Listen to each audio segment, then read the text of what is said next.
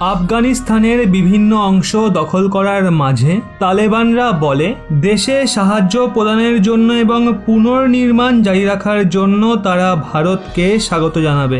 Live মিটের রিপোর্টের মতে তালেবানের প্রবক্তা সুহেল সাহিল একটা ইন্টারভিউয়ে বলে ক্ষমতায় আসার পর সমগ্র আফগানিস্তানে তারা ভারতকে সাদর আমন্ত্রণ জানাবে যাতে বিকাশ কার্যকে এগিয়ে নিয়ে যাওয়া যায়। যদিও তালেবানরা এর সঙ্গে ভারতকে এটাও বলেছে ভারত যেমন তাকে তেমনই থাকা উচিত আর সৈন্য উপকরণের সাথে বর্তমান কাবুল প্রশাসনের সমর্থন করা উচিত নয়। সেটা ভারতের ইমেজ আর আফগানিস্তানের মানুষদের ভারতের প্রতি ধারণার জন্য ঠিক নয়। কাতারে অবস্থিত তালেবানের আন্তঃরাষ্ট্রীয় কার্যালয়ে এক ইন্টারভিউয়ে সুহেল সাহিল বলেন তারা ভারত আর তালেবানের মাঝের আলোচনা সম্বন্ধে জানে না। তালেবানের এই বয়ান ওই সময়ে সামনে আসে যখন আফগানিস্তানের অনেক প্রতিবেশী দেশ তালেবানের উগ্রতার জন্য চিন্তিত রয়েছে। ভারতের বিদেশমন্ত্রী এস জয়শঙ্করজি বুধবারে দেওয়া একটা বয়ানে বলেন আফগানিস্তানে যদি তালেবান বলপূর্বক ক্ষমতায় আসে তাহলে তাদের দুনিয়া মান্যতা দেবে না। ভারত এই ব্যাপারটা নিয়ে চিন্তিত। পাকিস্তানের সমর্থনে তালেবান আফগানিস্তান দখল করার পর ভারতের স্বার্থে বিপদ ঘনিয়ে আসতে পারে। যখন 1996 থেকে 2001-এর মাঝে আফগানিস্তানে তালেবানের দাপট ছিল তখন কাশ্মীরে আতঙ্কবাদী মামলা দ্রুততার সঙ্গে বাড়ছিল।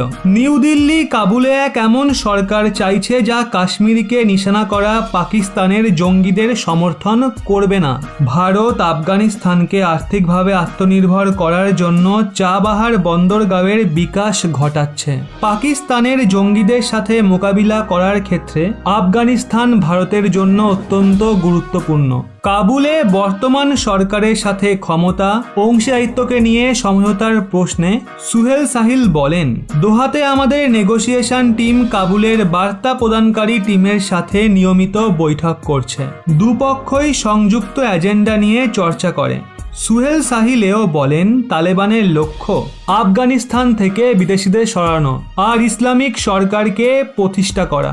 উনি বলেন এই দুই লক্ষ্যকে হাসিল করার পর আমরা শান্তিপূর্ণ সমাধান পর্যন্ত পৌঁছানোর জন্য আমাদের দ্বার খোলা রেখেছি।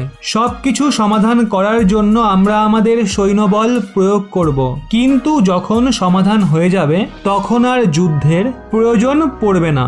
কাবুলে সরকারের অংশ হওয়ার পর তালেবানের ভারতের প্রতি কী রূপ থাকবে?